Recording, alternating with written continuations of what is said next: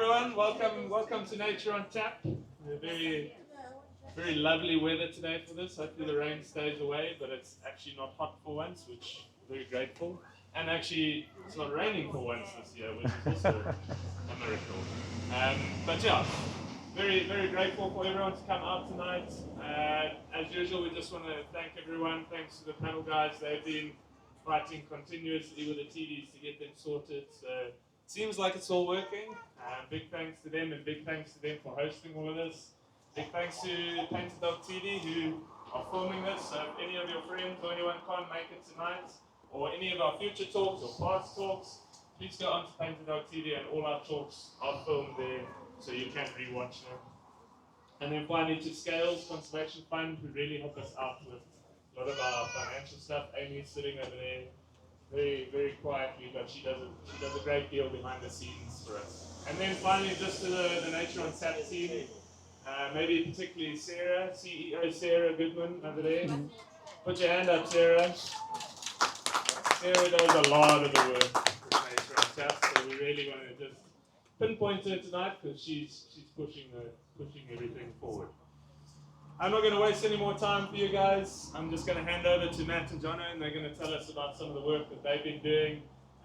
So yeah, listen up and think about some great questions for them at the end, and hopefully we can just enjoy it. Thanks everyone, enjoy it. Thank you. Hello everybody. Thanks for the introduction and thank you for the opportunity. It's so cool to meet you all. My name is Jono, this is Matt. So I've got a little story we're going to start with, but before we get going there, our company's called Terrasense, and that's our guiding compass. That's how we do everything that we do. I'm not a conservation person. I'm very new in the conservation space. I'm an innovation and a technology type guy, and I like solving problems. So that's how we got started in this journey. So yeah, less impact, greater insights. So as I said, Jono and Matt, the story with us started at the end of 2024. I was living in the UK and I came down to Hoedspruit for a week to come and visit Matt. It was funny enough working in paddle at the time, and I spent a week with him in the bush. And before we went out on a game drive with Brent, I noticed and was aware of these tracking collars on the wild dog and the cheetah. And in my heart, I was like, well, sure, those look quite bulky and uncomfortable, and they don't look all that pretty. But they're obviously there to serve a really good purpose. So, you know, it's the lesser of two evils. They're there to perform a very important role. And on the day we went out tracking these wild dog, and our guide, Brent, had been trying to find them for 2 hours. They had been collared, and he was on his app, and he was using his telemetry trying to find the wild dog. And after some time, I said to Brent, well, why don't you just clean them on the sack tag? And then Brent said to me, no, well, he can't. I said, well, why on earth not? Isn't that the whole purpose of this thing around its neck? And he said, well, if I do that, the battery will go flat. And I said, well, just change the battery. And then it hit me like a ton of bricks. Like, oh my gosh, you can't change the battery. You know, changing the battery is the problem. And then I said, whoa, isn't that a cool problem to solve? And that's kind of where the journey started for me. I started doing a ton of research. I was living in the UK, as I mentioned. Coincidentally, at the time, I was doing some work on a battery-free asset tracking system with a business partner of mine up in Hull. And I thought to myself, you know what? With a little bit of hocus pocus, this might work on animals. And I decided there and then that I'm going to give it a go. And so we started the company Terrasense early 2025. I packed up in the UK and I moved to South Africa, got rid of our flat in Stellenbosch and built a little camper van, and I headed up to Hoedspruit. And I had nowhere to stay. I lived in my little panel van, which we converted into a camper. And I'd connected with a beautiful lady called Emma from Amoya Kalula, who's like one of the pangolin gurus of the universe. And Emma was kind enough to take us under her wing and begin to teach us about pangolins and her work in rehabilitation. So in this journey of ours, we needed to pick one species and do one thing well. We couldn't just design a tag that was encompassed in a block of epoxy and used a non-rechargeable battery and fit it to any species with a nut and a bolt or a conveyor belt buckle clip system. We needed to do it in a more elegant way. What I found was that on the one hand, in conservation, we were saying these animals are so precious and vulnerable and fragile, but in the very same breath, we're drilling holes into pangolins to put a tag on them. I'm saying, well, surely we can do better. You know, if you look at the human form, we don't need to put nuts and bolts in our feet to prevent our flip-flops from falling off, and the ring goes onto your digit or your finger just through elegant design and beautiful tolerance. So I thought to myself, well, if we just give more care to the way that we design these things, they could work better. So from this moment forward, everything that we're going to talk about in our journey is going to lead us to a world of a battery-free animal tracking tag, or a tracking tag that requires no battery whatsoever. So in our first milestone, we're trying to eliminate repeat sedation, and that we do by getting a battery that lasts 5 years and gives us 48 positional updates per day. And once we've achieved that, the second milestone, which is our holy grail, what I call our holy grail, is a tag that requires no battery whatsoever, could be deployed and affixed to an animal potentially through bioadhesive and some other means, and means that we then have no sedation. So it's a journey. It's going to take some time. There are a lot of hurdles. We've overcome a few. There are many more to come. But this is kind of our journey, what we've done in the last year that we've been going, and where we're going moving forward. So a couple of these stills, that's Emma in the middle over there from Moya Kalula. In the early days, we were working with the Moya at the Pangolin Rehabilitation Centre. And what it meant was that instead of just unilaterally taking the technology, putting it into a block of epoxy and saying something that may have been built for a forklift or designed for a forklift, we're going to put in a pangolin and a rhino and a cheetah. We work species by species. We would LiDAR scan a pangolin. I think there was an image of a LiDAR scan. We create a digital CAD file of this animal, of the species, and we design a tag that ergonomically works for their shape and their form. And we think about it from the very start. We pretend a tag doesn't exist. For any tracking tag to work, you need probability. So there are two probability factors in conventional satellite tracking tags. Probability factor number one, can it see the sky, the stars, the satellites? It will need to see at least 4 satellites for it to know where it is. And probability number two, can it tell the world where it is through what you call a backhaul, which very often uses cell phone signal, cell phone towers, or sometimes uses radio connection, sometimes uses the satellite constellation to tell the world where it is. But for an animal like a pangolin that lives underground, on probability number one, when it's burrowing, there's no way it can see the satellites because it's underground. And in other instances in this environment, cell phone signal is so sparse and sporadic that even if it did know where it was, it would be able to tell the world where it was. So what we found was that, in my mind, the system architecture of how we were designing the technology was fatally flawed. We were designing technology that relied on probability that were outside of our control. If we're in an environment where cell phone signal doesn't work, to rely on cell phone signal to tell the world where you are, I think is silly. So we developed an entirely new system on a new architecture that works in a different way in the bushveld. So what you'll see here is how we start. This is clay putty models on a pangolin. And we work with clay. We try to get the shape and the form to marry and work within the pangolin scale. This is what we called our Gen 1 tag. And unlike a conventional sat tag, ours had a silicon soft bottom skirt. So it's like a silicon sock. So when you press it against the scale, there's compression. So that when the animal is burrowing, there's not this hard block of epoxy onto the hard scale, so that there's a little bit of compression. You'll notice that they also have lights built in and were luminous. These very early iterations were literally built by hand. So on one day, we'd build a tag, fit it onto a pangolin, go out in the field that night, do the observations, make notes, come back in the evening, 3D print a new tag that we try again tomorrow on the pangolin until we got it right. So we're talking 100 different design revisions on one tag for this animal. What we also found was that in the past in rehabilitation, they would drill 3 holes in a pangolin. They drill 1 hole in the back line to put the tracking tag on, which would be camouflage, which would be brown. And then they drill 2 holes on the side to put a flashing light in so that they could see the animal when it goes out for walks. Because of course in rehabilitation, you don't want to lose the animal. in release, you don't want to find the animal, but in rehab, you don't want to lose the animal. And then I said, well, why on earth would you put a camouflage tag in the middle and drill 2 holes in the side to make the animal visible? Why not just make the tag glow in the dark? So that's what we did. We developed a luminous glow in the dark tag that needed batteries for the little lights on the side of the animal. You then use a black light and you energize the tag on the pangolin, which is a lot less impactful than this flashing red LEDs. It looks like a Christmas tree. you know, you get the drift. So that was a lot less impactful on the animal and on the walker, the caregiver of the animal. So at night when you're walking in an environment where there are passers-by, you're not this big flashing robot running around in the landscape. You try to, if we're going to put a tag on an animal and it's going to deliver 1 GPS position in 4 days, I say there's no point, there's no value in that.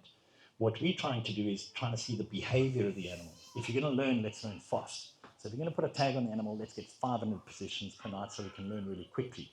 What it did in rehabilitation for Emma was that she could see the walker's movement as well as the pangolin's movement. So in the past, they had issues where the pangolin wasn't walking enough or foraging enough.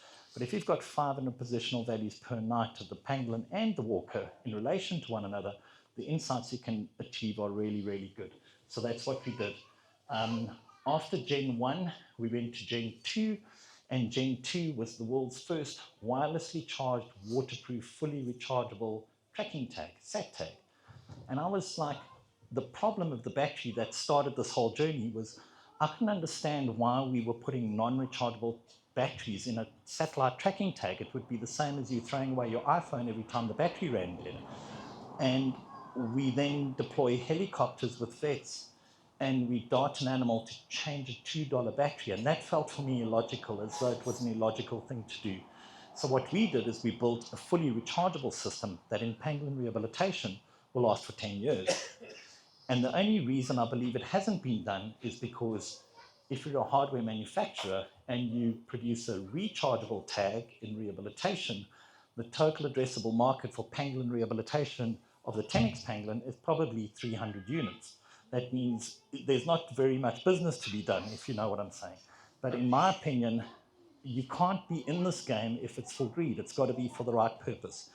So everything we do as a company, as an organization, when it comes to animals, there will not be profit that we will want to make out of the animal. We'll make profit in another way, but when it comes to the animal, we feel it's our obligation to do the best we can for them and the rehabilitation teams that are out there to keep their operational costs lower. And that is very much governed by the cost that they spend on these tags and tracking tags. So this guy at the bottom here is the Gen 2 tag, which is the glow-in-the-dark wirelessly charged tag. This journey that took us through kind of the first 5 months of 2025 with Matt. He was working at Paddle, earning a salary, and I came to Matt and I said, you know, I've got this cool idea. Why don't you resign here, move out of your flat, move into a tent with me. We're going to go camper vanning. Thanks for that. Sorry about that, brother. And I said, and you're not going to get paid a penny. You won't get a salary. And he's like, okay, yeah, it sounds like a great idea. Let's do that. So he quit his job. We moved his furniture to like 4 different storage locations over the past 5 months. Lived in tents. We had 3D printers in tents at Swadini Forever Resorts and in the Kalahari at another pangolin rehab center. And it's been quite cool. It's been great. We have now finally found a little base camp at Thorny Bush, which is really beautiful. And the guys at Royal Malawan have given us a place to stay. But it's been a beautiful journey for us to get to this point. We then developed our Gen 2 tag, and in everything we were doing, we were aiming for this holy grail of a battery-free tag and one day getting this to work. But in the back of my mind, I knew that in order for this to work, we're going to need a network, like a really big network of these beacons that are going to find all these animals and prevent us needing to put batteries on animals. So there was this problem to be solved. We didn't quite know how we'd solve the problem at the time, but we knew when the time came, we'd figure out how to solve the problem. What's the next slide? This one? I just want to show you after the first 4 months what we had achieved with Amoya Kalula, because this video will give you a good background into what was achieved and the reason this network became necessary.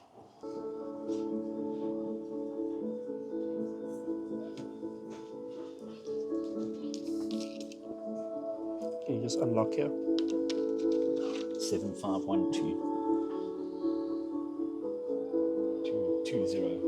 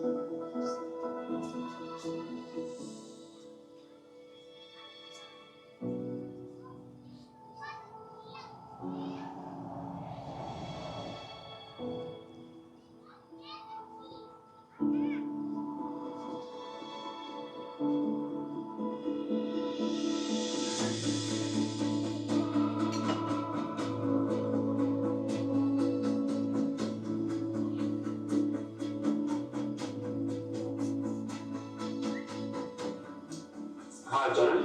Please let me know when faith drops.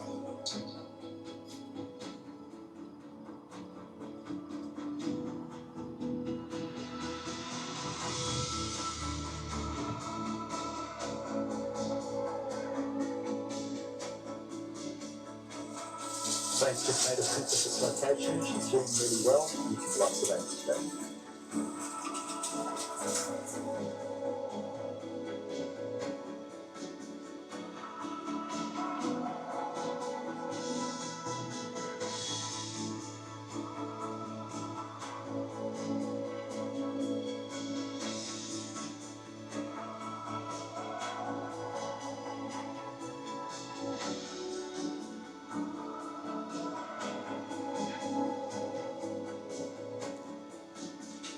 Johnny, pre-walk weight 4.92 kgs, post-walk weight 4.94 kgs.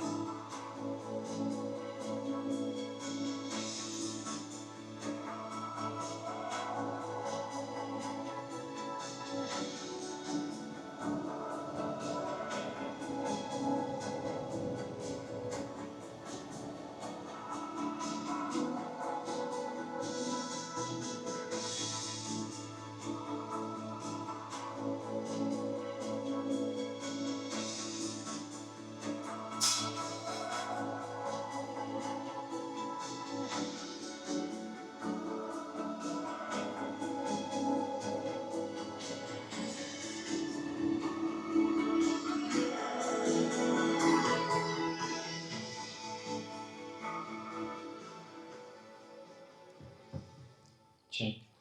Okay, thanks for your patience on that video. So what we found was that all these beautiful people in conservation, whether you're a rehab specialist, game reserve management, anti-poaching, biodiversity, whatever it is you do in this world, you use your hands.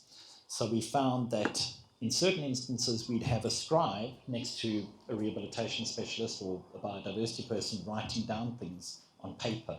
So like, well, wouldn't that be another cool problem to solve? Let's do voice to text on all of this. Let's route everything smartly to where it belongs. Let's put it into a very complex CSV document into the cloud immediately. So in the case study of pangolin rehabilitation, as that data goes from the microphone into the system, it's in an Excel document and it's shared in real time with Debbie at Provet, with Emma, with the research team in real time so everybody knows what's going on. And it eliminates what's currently written onto a clipboard, in 3 months scanned and or typed out into Excel and then eventually put into the cloud. It just speeds up the whole process. It eliminates all of that drag in between. So we're like, well, let's solve that problem for the conservation people and the rehabilitation people. And then we're like, well, funny, happy byproduct is that in these areas where these animals live, there's no cell phone signal for the humans too. So then it became apparent that in order for us to build our network, we need to solve one problem to solve another. that meant that we need to give away free communication, free asset tracking, free data acquisition and analytics, as you've seen there, at scale to people who live in environments where there is no cell phone signal. So if you were to think currently, whether it be farm watch or conservation, you may, for example, all of you would have been affected by lack of cell phone signal and data in certain environments. So many of your teams may have a WhatsApp group where you talk and discuss things. And in other environments where there's no cell phone signal, you're using your Hyteria radios to communicate with one another.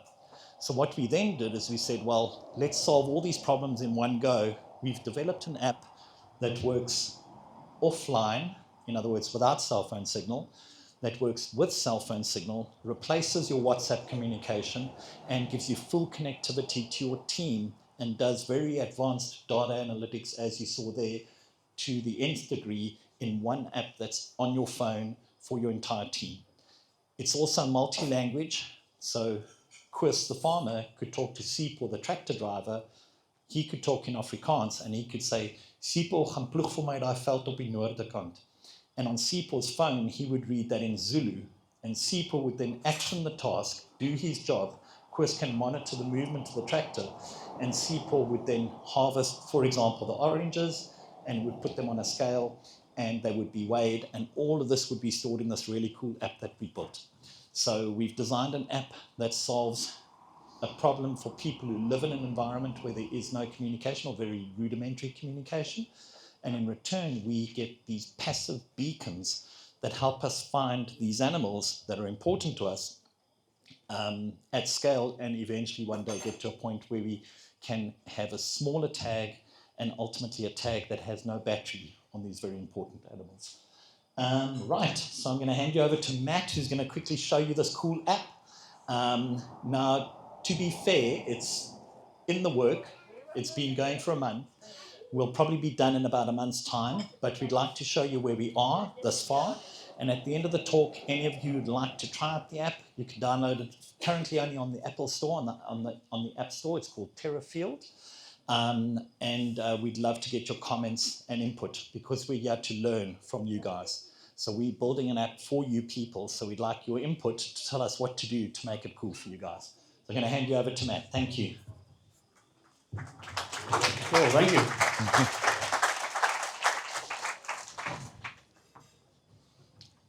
Okay, hello everyone. I'm Matthew.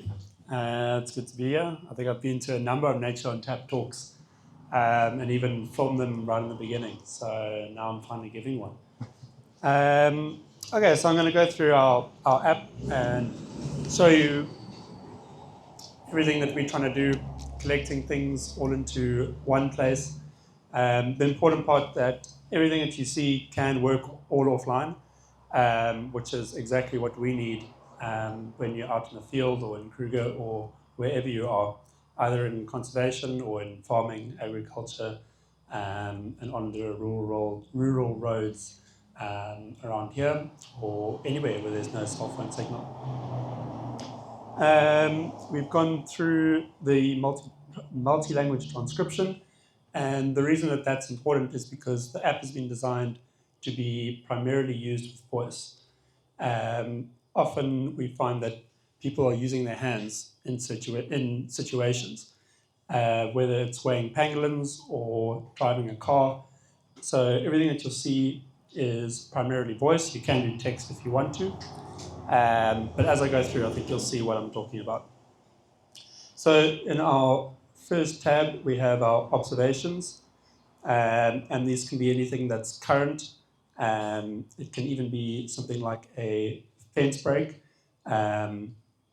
that you're doing when you're doing your fence patrol. So if there's a unit driving around and instead of them stopping, recording the GPS position, maybe writing it down, maybe sending it on a message, now all they have to do is tap to record on their app and they can say fence break, and that'll take who you are and it'll take where you are, and it's going to upload that to one central location, and the right person is going to get that information as well. So there's already a detailed log of that event immediately. And you can see there's a couple of other observations here. And you can save it, you can add a photo. And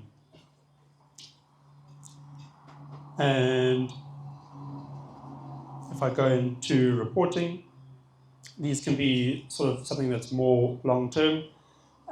It can be an operation that's taken place. It can be a whole event, so a rhino dehorning.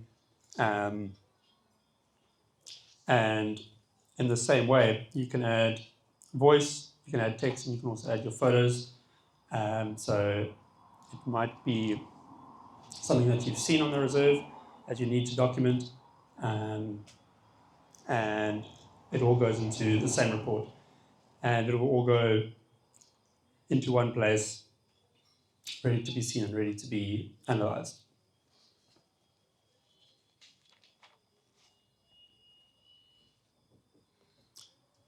In terms of tasks, this is where we get into our tiered login system. So instead of just your phone Bluetooth connecting onto a device, you also have a tiered system. So different users will have different roles and different access to certain abilities. So for example, a manager can set a task and that will appear on all of the workers' phones, call it the anti-poaching unit going into a certain area. When the anti-poaching unit is there, they can then start recording those tasks. So now they can see that task has come up. Maybe it's a new task and they're already in the field with no cell phone signal. And they get that task, they can click on it, they can start it, and already that's going to record all of their tracks, all of their movements. And when they completed it, they can be submitted. And from a management point of view, that allows you to see what is going on live at any time. And for the backbone of this, you can communicate with your team at the same time.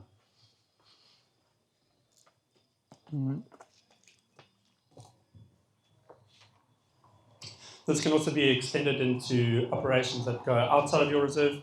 So if you are relocating an animal, you can start a task for the relocation, and whoever is doing that relocation can then record each step. They can upload fuel slips or food that they may occur along the road, and just put everything organized neatly and easily accessible.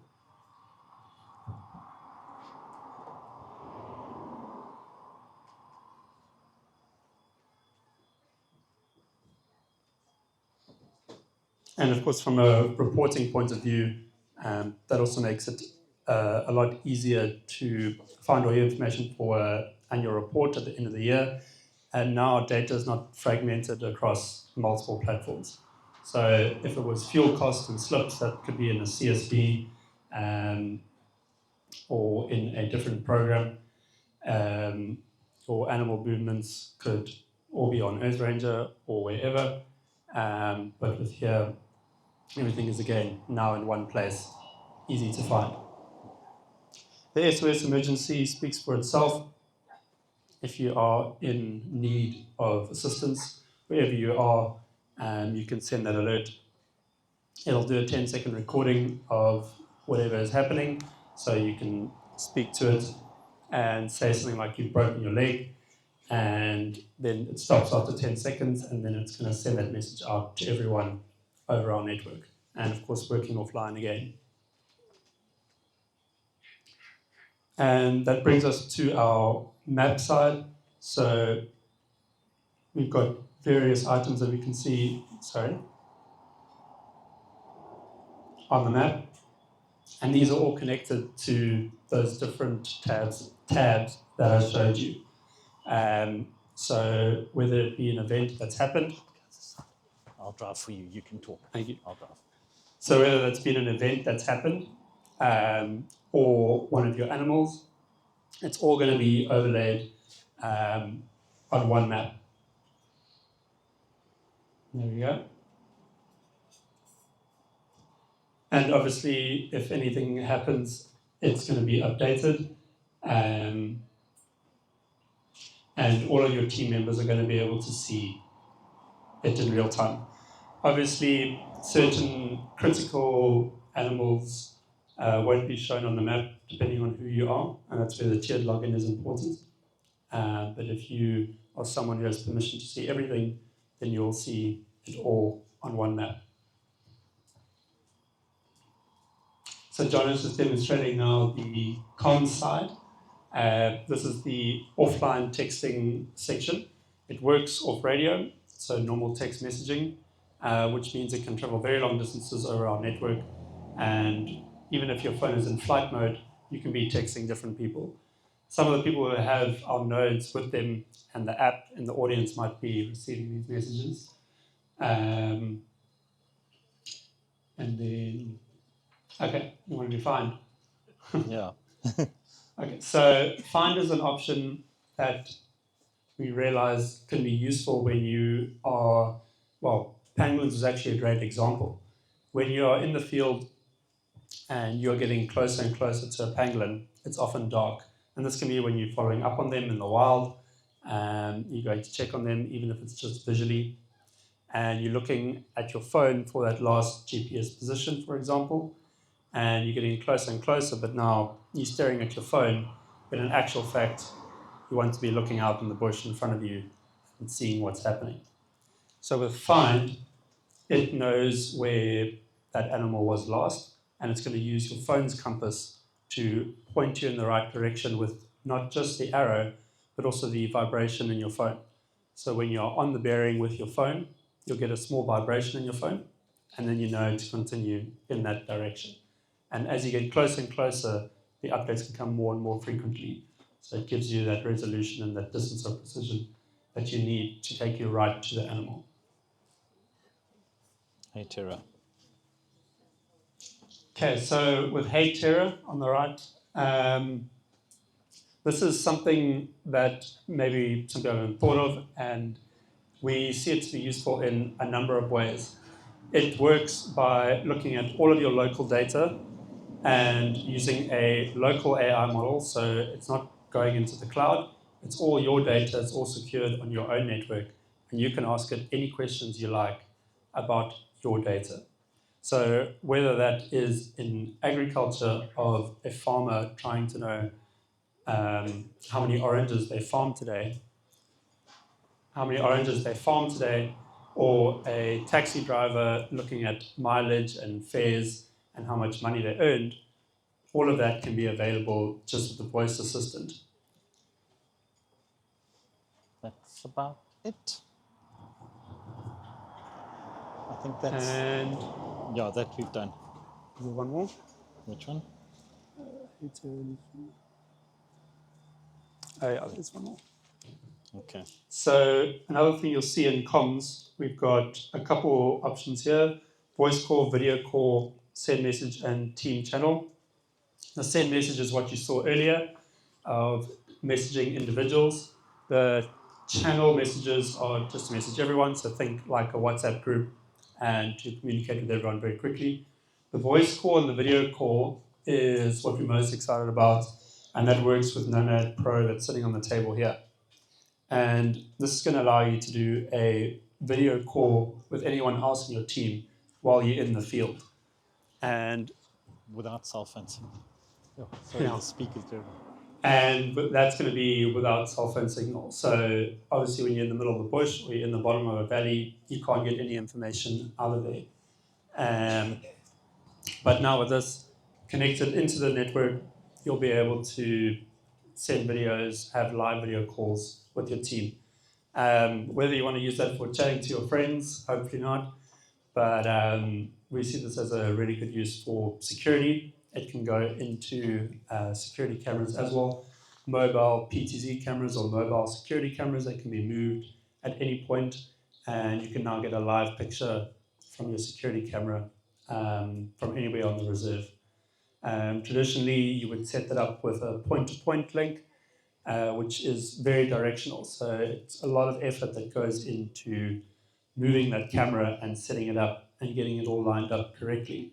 However, with this, we would say this is an omnidirectional setup, so it works in any direction. So you can move it at anywhere in your reserve, and you'll still be within our network and enable all of those features. As well as you don't necessarily have to see one point or one high point. It all works together through a mesh network, and that means that you can have a number of devices that will carry the signal over your mountains and through your valleys, allowing you to have communication and all of the features in the app at any time, because this can eliminate the shadow areas. And I think, was there anything that I missed? No, I think you got it. You're good. Yeah. And navigate's gone, yeah.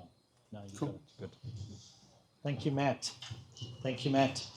And then I just wanted to plug in the laptop again. I think there's something we may have missed now on this network thing, which may have you a little confused.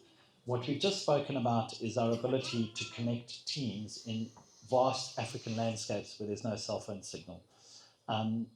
So if you think of a game reserve that's got 10,000 hectares, our model for this reserve is 25 Rand per hectare, and that is to own the technology. That basically means that you mobilize every vehicle on your reserve, every person in your team can talk to every other person in your team, and it's incredibly cheap. You won't almost need your two-way radios anymore because it all gets done locally, and there is no monthly subscription. So it's an incredibly cost-effective way for you to take a place that's completely disconnected from the internet and connect your team together. And then in terms of volume, we've currently got, our first network is between Hoedspruit and Zanin, 600,000 hectares.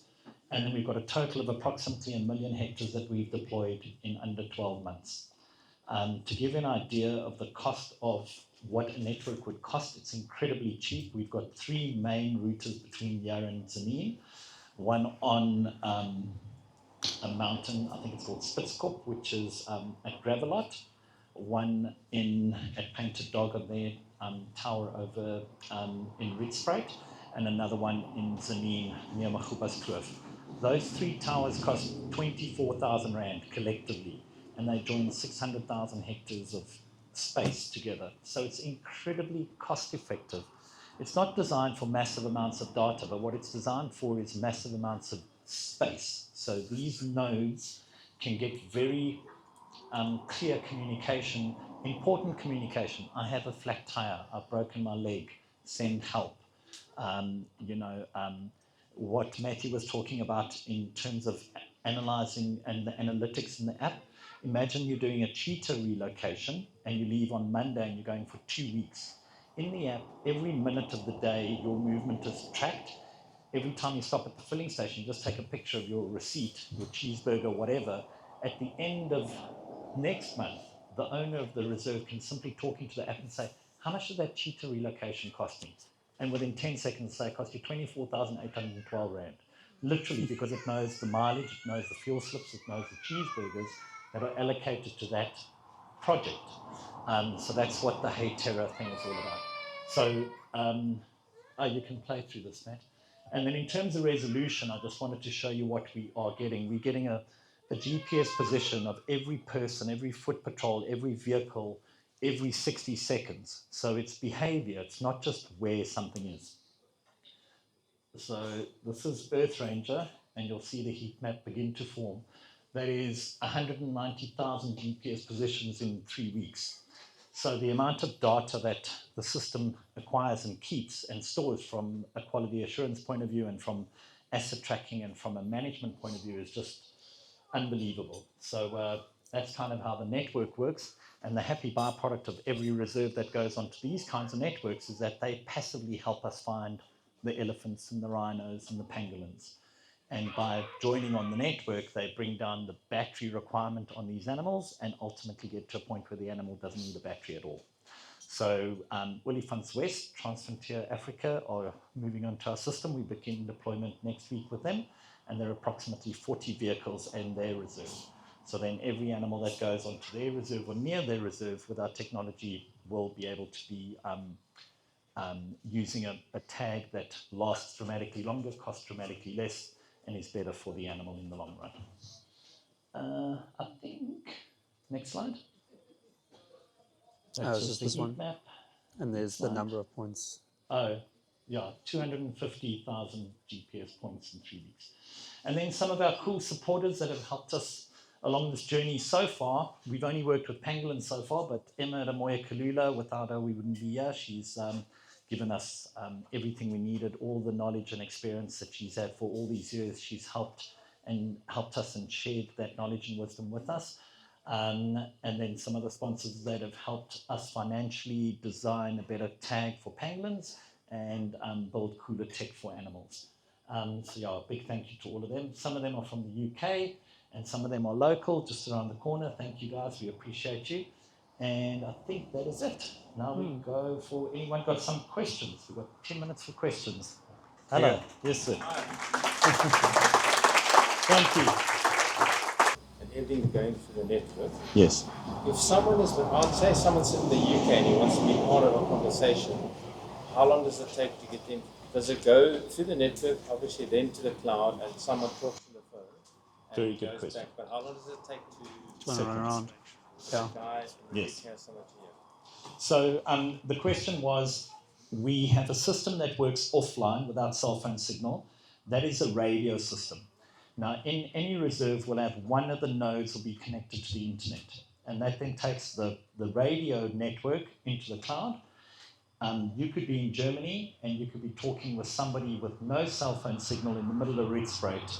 And the latency or the delay between the time one message is sent and the time another is received would be a matter of seconds, 5, 10, 15 seconds. What are people using to communicate with? Oh, a node. We can show you a node. Let's show you a node. There we That's a go. good point. Okay. So basically, these trackers are magnetized. They can sit on your Land Cruiser.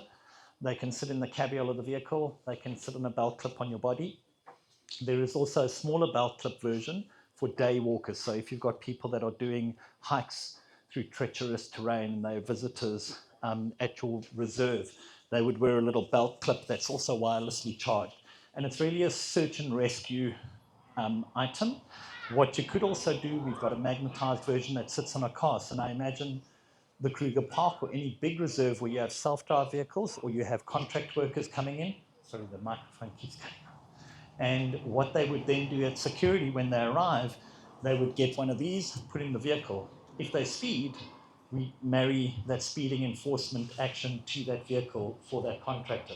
If they drive off the road where they're not supposed to drive, we'll know. The motor vehicle version is called Pivot and it's solar powered. So it'll just magnetize on the roof and it'll monitor their speed and where they're driving, that kind of thing. So you'll know exactly where every person is on the reserve at all times. Yes, sir. I'm going to give them the mic. Oh, thank you. The microphone receiver is in the bar, just by the way. Sure. How is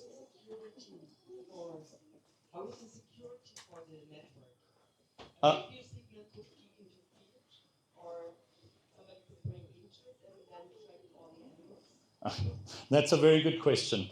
So in terms of security, the holy grail is obviously when you design a tag that is 1/10 the cost of a conventional tag, you may tag more animals. If you design a $10 tag, you're going to tag many more animals, and it is the holy grail. If you find, it's Pandora's box. You certainly don't want people to access that. So we're working with a company in the UK. All the data is fragmented and encrypted. Each cluster, each network has its own login credentials and is secure and closed as a cluster. So your team or your reserve wouldn't be able to see another team or another reserve. When an animal gets pinged through any of your nodes in your network, nobody in your network would know. It's passively transported, fragmented, unified in the system in the UK, and then made accessible to the right people. So currently, the technology out there that requires anyone to see the whereabouts of a wild dog or a rhino, for argument's sake, is not very good. It's username and password, which is email and password. Ours works on the phone. So your phone is matched to you with fingerprint or biometric access control, and that phone could connect to any node And it's not the node that gives you the data, it's your phone's login credentials that give you the data. So we have many more layers of security just on the phone access. But as I said, that only gets you into your network. That doesn't give you access to rhinos and pangolins. The more fragile and the more trafficked and the more vulnerable the species, the longer it is time vaulted for. So a fish eagle may be visible quite soon because the risk is low, but a rhino would never be visible on the map to anybody. An impala, sure, but so we kind of, and in this game we're taking it very seriously, so we're working very carefully to make sure that that kind of thing never happens. Questions? Yes? How do you tag a wild dog or a rhino or a lion in the scales? So how do we tag a rhino or a lion or a wild dog which doesn't have scales? And I think that's exactly it. It's that you cannot do a one-size-fits-all solution. The human body is ergonomically challenging, but it is through smart design that we get it right. So when we started, we spent 6 months with pangolin in rehabilitation. It wasn't just, okay, take this thing and make it work for everyone. It's one by one. So this month we begin with rhinos. So we're going to a rhino sanctuary, and we will slowly and meticulously begin at the very beginning. You know the story, that fable with the wind and the oak tree, and the wind will break the oak tree because it's hard and it's strong, but the reed will be flexible in the wind. So, with the pangolin, we went with a silicon skirt in phase 1 so that there's compression. And what that did was that gave us a gasket or a seal between the tag and the scale, which prevented the electric fences from pulling between the nut and the bolt and the scale, which created a snag hazard. Even grass got in between the nut and the bolt and the legacy tag and the scale. Because the thing is, the pangolin's round, but the current tags are flat bottomed. So the moment you've got a straight line and a radius, you've got a pinch point. It's just unergonomically designed. So you've got to do it in a manner that works ergonomically with each species. So it's one by one. Sorry, to add to that, if you look at dogs, for example, they get a tag into their body. What is the chance of being able to do something like that if you have a battery that can last for a long time? The moment you go below the skin, the vets, what's that word called? Subcutaneous. That guy. Yeah. The moment you go under the skin, the range is diminished dramatically. So underwater, under the skin, you're talking centimeters or meters, couple meters at most. So in massive African landscapes, it'll work, when you're doing your chipping of your dog at a vet, and you can see whose animal that is, but it won't work at scale in massive terrain. Did any of you load the app and play and push buttons and do voice recordings? Did any of it work? In about 3 weeks' time, it'll be working well. So what we're doing with the biodiversity team at Olifants West, and the invitation is open to all of you. If you have a case study where this app may work for you, let us know. We'll give you some hardware and the app, which you can download off the App Store, and we'd let you play and invite you to tell us what you would like us to add in the app to make it work well for you. But it would work ultimately for taxi associations, places like Farm Watch, mining, aviation, areas where GPS doesn't work, and where, for example, in mining, we'd be able to tell you where a miner was underground without GPS positioning to a very high degree of accuracy, because we use a completely different principle, so to speak. So we'd love to connect and chat with you guys. Okay, I think that's it. Thank you very much, guys. We appreciate your time. Thank you.